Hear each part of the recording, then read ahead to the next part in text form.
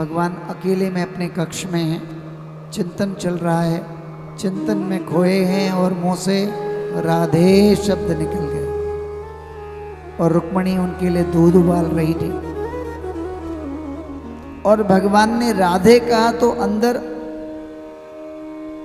अनावश्यक रूप से ईर्ष्या का भाव जागृत हो गया, अंदर से जलने कुड़ने लगी।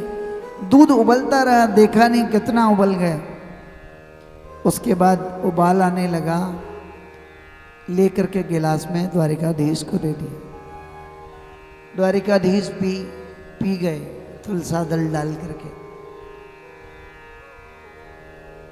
और सो गए। सुबह उठी देवी, उनके लिए चरण छूने उनके आई और अतिशय पीड़ा थी ठाकुर जी की। तो पूछा कि मैं कुछ कर सकती हूँ आपकी पीड़ा निवृत्ति के लिए। भगवान ने कहा तुम जाओ राधा जी से मिलके आओ। और चली गई। राधा एक ऐसी जगह बैठी थी जहाँ 7 द्वार थे, सबसे बाहर एक सेविका थी। वहाँ पहुँची तो बहुत दिव्य स्वरूप सेविका का। रुक्मणी समझने लगी शायद यही राधिका है, प्रणाम किया।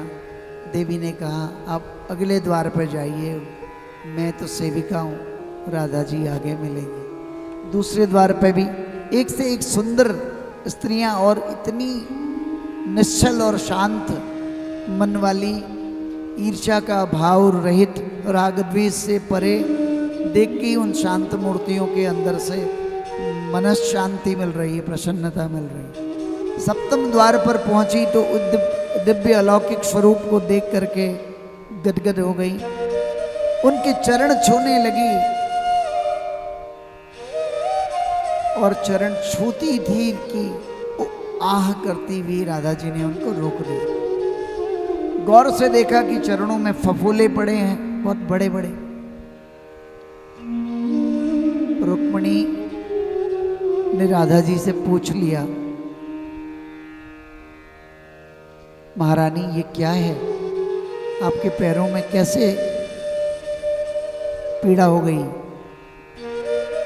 तो राधा जी ने बताया है किसी प्रेमी के हृदय की जलन यहाँ तक आ गई।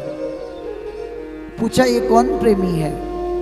कहा कि तुम द्वारिकाधीश के लिए दूध उबाल रही थी, उनके मुख से मेरा नाम निकला और जब तुमने दूध दिया तो तुम्हारी दूध में आग की उबलन के साथ तुम्हारे मन का भी विकार था, तुम्हारे मन की भी ईर्ष्या द्वेष बन करके जलन पैदा कर रही थी। द्वारिकाधीश ने पिया तो मैंने अपने में ले लिया, इसलिए मेरे चरण पूरी तरह से जल गए। ये तो चरण है और हृदय तो आपने देखा भी नहीं। रुक्मणी को एहसास हुआ प्रेम समर्पण का नाम है, उसमें ईर्ष्या के लिए कोई स्थान नहीं है।